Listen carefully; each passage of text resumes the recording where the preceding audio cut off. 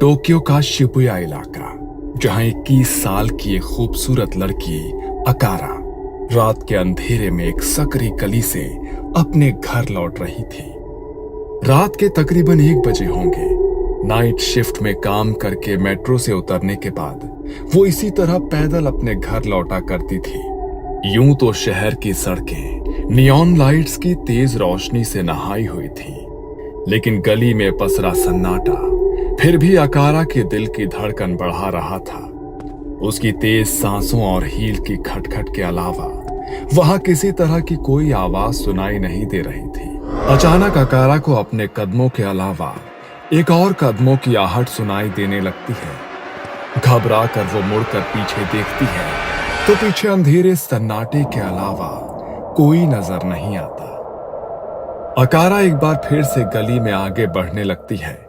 तभी अचानक उसे अपने सामने सफेद रंग का मास्क लगाए एक लड़की नजर आती है, जिसने काले रंग का एक लंबा ओवरकोट पहना हुआ था। बाल से उसका चेहरा पूरी तरह से ढका था, जिसके कारण यह पहचानना मुश्किल था कि वो लड़की आखिर है कौन। कौन हो तुम? अकारा, क्या मैं सुंदर हूँ? नहीं, ये नहीं हो सकता। मुझे यहाँ से जाना होगा। क्या मैं सुंदर हूँ? मैं मरना नहीं चाहती। मैं तुम्हारे सवाल का जवाब नहीं दे सकती। मुझे जाने दो। अकारा की बात सुनकर सामने खड़ी हुई लड़की अपने मुंह पर लगा सफेद मास्क उतारने लगती है, जिसे देखकर अकारा चीख कर जमीन पर बैठ जाती है। मैंने कुछ नहीं देखा। मुझे पता नहीं तुम कैसी दिखती हो। मुझे जाने दो। अरे कम ऑन, रोना बंद करो। अच्छा, आई एम सो सॉरी, मैं मजाक कर रही थी। ये अकारा की रूममेट थी, जो शहर में चल रही अफवाहों का फायदा उठाकर अपनी सहेली अकारा को डराने के लिए कोची साके ओना का रूप लेकर आई थी। ये बहुत ही भद्दा मजाक था ना। मेरा हार्ट फेलियर भी हो सकता था। एक तो वैसे ही आजकल कोची साके ओना का इतना खौफ फैला हुआ है, उस पर तू मुझे और भी डरा रही है। जा, मुझे तुझसे कोई बात ही नहीं करनी। अरे सॉरी बाबा, माफ कर दे, मैं तो प्रैंक कर रही थी बस। कई दिन बीत गए थे। आज रात आना की नाइट शिफ्ट थी। मेट्रो से उतरकर वो अपने फ्लैट की तरफ तेजी से बढ़ रही थी कि अचानक उसे अपने पीछे से एक बड़ी परछाई तेजी से उसकी परछाई के नजदीक आती दिखाई देती है। आना ने अपनी चाल धीमी कर दी और पीछे आने वाले व्यक्ति की कदमों की आहट सुनने की कोशिश करने लगी, लेकिन आना की कोशिश असफल रह गई। उसे अपने पीछे किसी के कदमों की आहट सुनाई नहीं दे रही थी, लेकिन उसके बाद भी एक लंबी परछाई लगातार उसका पीछा कर रही थी। आना ने मुड़कर पीछे देखा। उससे कुछ कदम की दूरी पर एक लड़की खड़ी हुई थी, जिसने घुटने तक लंबा ओवरकोट पहन रखा था। गली के अंधेरे में उसका चेहरा साफ नजर नहीं आ रहा था, लेकिन उसके चेहरे पर लगा मास्क और हवा में उड़ते रेशमी खुले बाल देखकर एक पल को आना के माथे पर भी पसीना आ गया था। क्या मैं सुंदर हूँ? ओह, अभी समझ आया। तू मेरे साथ वही खेल खेल रही है ना जो मैंने खेला था। हाँ, तुम बहुत सुंदर हो, और ये बात पूछने के लिए तुम्हें आधी रात को यहाँ सड़कों पर घूमने की जरूरत नहीं थी। मैं थोड़ी देर में रूम पर ही तो आ रही थी ना। क्या मैं सुंदर हूँ?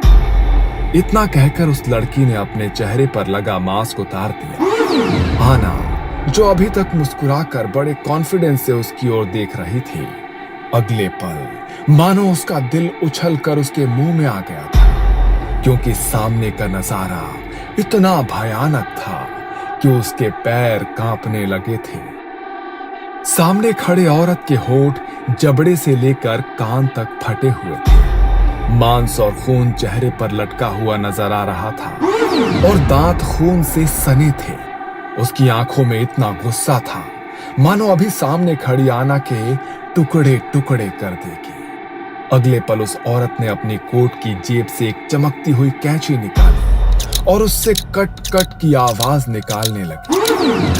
आना ने ना आओ देखा न ताओ, बस वो सिर पर पांव रखकर दूसरी दिशा में दौड़ने लगती है। अचानक ही एक सर हवा में उड़ते हुए उसके सामने आ जाता है, जिसका मुंह कान तक फटा था। अपने सामने हवा में लहराते एक बिना धड़ के सर को देखकर आना जोर से चीखती है और जोर जोर से रोने लगती है। जाने दो मुझे, जाने दो। मैंने क्या बिगाड़ा है तुम्हारा? अगले ही पल उस औरत का बाकी का शरीर भी हवा में उड़ते हुए आना के नजदीक आता है और फिर बाकी का शरीर भी जाकर सर से जुड़ जाता है। इसके बाद कैंची हाथ में लेकर वो औरत आना की ओर बढ़ने लगती है।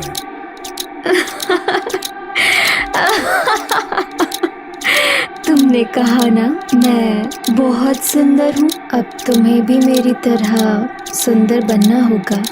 बनोगी ना? नहीं नहीं नहीं, मुझसे गलती हुई। तुम बिल्कुल भी सुंदर नहीं हो। नफरत है मुझे तुम्हारे चेहरे से। तुम इतनी भद्दी हो कि तुम्हारी तरफ कोई एक पल भी नहीं देख सकता। क्या कहा? मैं खूबसूरत नहीं हूँ? मैं तुम्हें खूबसूरत नहीं लगती? ठीक है, अगर मैं खूबसूरत नहीं हूँ तो शहर में कोई भी खूबसूरत नहीं रहेगा। अब तुझे भी मेरी तरह बनना होगा। आना बेबस होकर आंसू बहा रही थी। अगले ही पल उस औरत ने अपने हाथ में पकड़ी कैंची से आना के चेहरे को बुरी तरह से कुतर डाला था। उसकी दिल दहला देने वाली चीखों ने गहरी नींद में सो रहे टोक्यो शहर की नींद उड़ा दी थी और कुछ ही देर में शहर के लोग आना की डेड बॉडी को घेर कर खड़े हुए थे। गली की दीवारें खून से लाल दिखाई दे रही थीं, लेकिन हमला करने वाले का कोई भी अता पता नहीं था। सुबह तक पूरे शहर में यह खबर आग की तरह फैल गई थी। आना की खून से लिपटी लाश और फटे चेहरे को देखकर शहर की आम जनता में बहुत डर फैल गया था। आना की मौत के बाद शिबुया की गलियों में निकलने से पहले लोग कांपने लगे थे। कई मौतों के बाद पुलिस के हाथ में कोई सुराग नहीं लगा था कि आखिरकार एक के बाद एक हो रही इन हत्याओं के पीछे आखिर किसका हाथ है। ना तो हत्यारे का कोई सुराग लग रहा था, ना ही हत्या करने वाले का मकसद सामने आ रहा था कि आखिर कोई क्यों किसी को इतनी बुरी तरह तड़पाकर मौत देगा। ये सब किसी इंसान का नहीं, आत्मा का काम है। कोची साके यूना वही कर रही है ये सब, और अगर उसे रोका ना गया तो ऐसे ही हर रात किसी न किसी की मौत होगी। ये कौन औरत है? आखिर इसकी मौत कैसे हुई?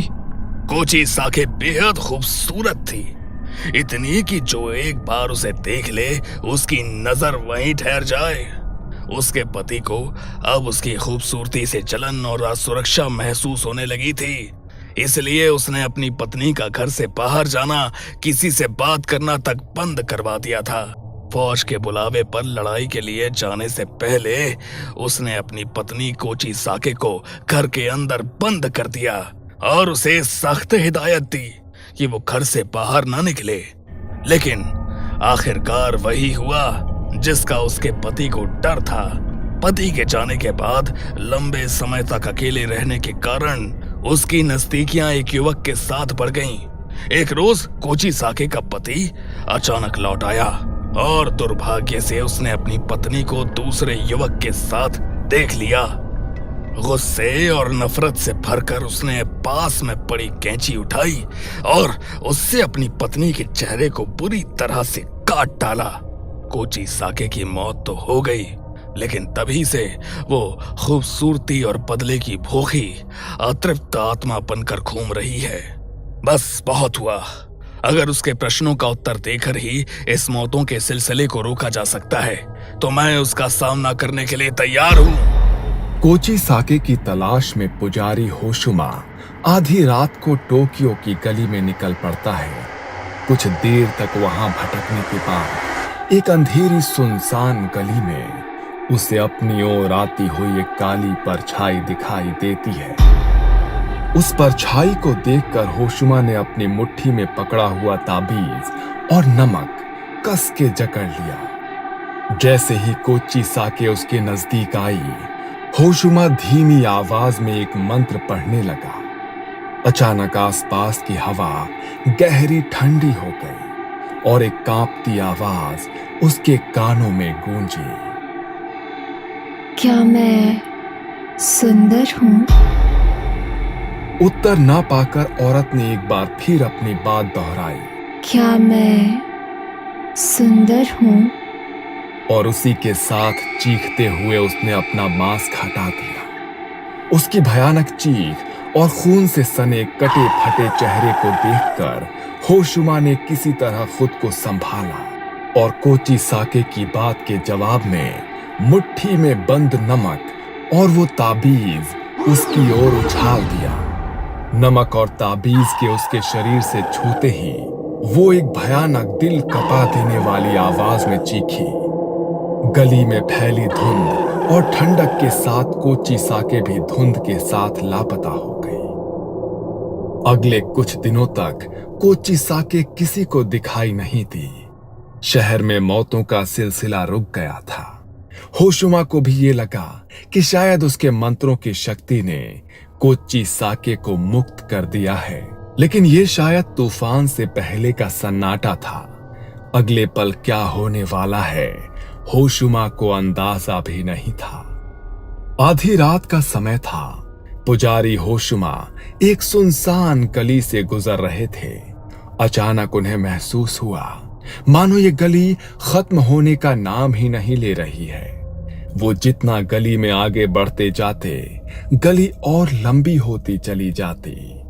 चलते चलते जब उनकी सांस फूलने लगी, तभी उन्हें अपने पीछे से एक जानी पहचानी आवाज सुनाई देती है।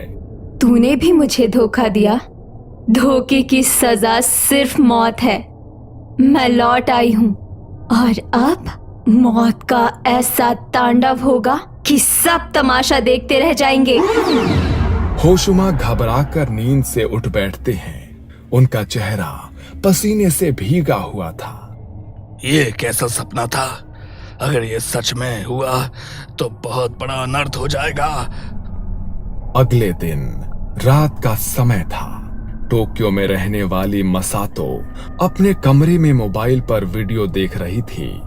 अचानक ही उसकी मोबाइल की स्क्रीन ब्लैक हो जाती है और फिर मोबाइल स्क्रीन पर एक चेहरा उभरता है जो कोची साके ओना का था। जबड़े से लेकर कान तक फटा हुआ चेहरा और खून से सने दांतों वाली औरत को चीखते हुए देखकर मसातो के हाथ से फोन छूट जाता है। अगले पल मोबाइल की स्क्रीन का कांच टूटता है और कोची साके मसातो के सामने आकर खड़ी हो जाती है। अगली सुबह मसातो के कमरे की दीवारें खून से सनी हुई थीं और उस कमरे में खून से लथपथ मसातो का कटे चेहरे वाला बेजान शरीर पड़ा हुआ दिखाई देता है। ये सब क्या हो रहा है? मसातो का कमरा अंदर से बंद था। बाहर से कोई उसके कमरे में अंदर नहीं आया, तो फिर आखिर उसकी हत्या की किसने? पहले तो ऐसी घटनाएं सिर्फ शहर की सड़कों पर हो रही थी और अब घर में भी। आप बिल्कुल ठीक कह रहे हैं सर। 2 दिन पहले मेरी बहन की भी इसी तरह मौत हुई थी। मेरे अंकल का कहना था उन्होंने बाथरूम से कांच टूटने की आवाज सुनी। वह दरवाजा पीटते रहे लेकिन मेरी बहन ने दरवाजा नहीं खोला। उन्होंने साफ तौर पर मरने से पहले उसकी चीखें सुनी। वो मदद के लिए पुकार रही थी लेकिन कोई कुछ नहीं कर पाया और बस कुछ ही देर में इसी तरह खून से लथपथ लाश बरामद हुई थी उसकी। ऐसा लग रहा था किसी ने कंची से उसका पूरा चेहरा काट डाला हो। तुम ठीक कह रहे हो, ये कोई इक्का दुक्का घटना में नहीं हो रहा है। शहर के हर हिस्से में इस तरह की घटनाएं रिपोर्ट हो रही हैं। कोई मोबाइल हो तो कोई कंप्यूटर स्क्रीन के सामने मरा हुआ पाया जा रहा है, कोई आईने के सामने तो कोई चलती सड़क पर। यह हमारे शहर को अचानक हुआ क्या है? दूसरी ओर मुझे ऐसा लग रहा है जैसे वो कोची साके मुझे उकसा रही है। मैंने उसे रोकने की कोशिश की थी। वो मुझे दिखाना चाहती है कि मेरे रोकने से उसका कुछ नहीं बिगड़ा। अब वो दोगुनी ताकत के साथ लोगों की जान ले रही है। ये सब मुझसे ही शुरू हुआ था। मुझे ही इसका अंत करना होगा। देर रात गए होशुमा फिर से उसी गली में गया जहां उसका कोची साके की आत्मा के साथ आमना सामना हुआ था। वहां जाकर उसने कोची साके को पुकारा। कुछ देर बाद अचानक ही चारों ओर ठंड बढ़ने लगी। हवाएं इतनी ठंडी हो गई कि वहां पर सांस लेना भी मुश्किल होने लगा। गली में लगी लाइट टिमटिमाने लगी और तभी होशुमा ने देखा कि कोची साके ठीक उसके सामने खड़ी हुई है। क्या मैं सुंदर हूँ? कोई इंसान सुंदर हो या बदसूरत, अपनी जिंदगी अपनी मर्जी से जीने का अधिकार सभी को है। तुम्हारे पति ने तुम्हें तुम्हारी खूबसूरती के लिए नहीं मारा। तुमने जिससे प्यार किया था उसने तुम्हारे सुंदर मन को चाहा था, चेहरे को नहीं। तुम भी बस मेरे चेहरे को सजा दे सकती हो, मेरी आत्मा को नहीं। होशुमा की बातें सुनकर कोची साके अपने कानों पर हाथ रखकर जोर जोर से चीखने लगती है। मुक्त कर दो अपने आप को। तुम्हारी सुंदरता तुम्हारी दुश्मन नहीं बनी। तुम्हारी जान उसके पागलपन ने ली। तुमने बेगुनाहों की जान ली है। तुम सुंदर नहीं बदसूरत हो। इतना कहकर होशुमा अपने साथ लाए हुए पवित्र आईने को उसके सामने कर देता है। उस आईने में अपना कटा फटा खून से लथपथ बदसूरत चेहरा देखकर कोची साके चीखते हुए एक धुएं में बदलकर हमेशा के लिए गायब हो जाती है।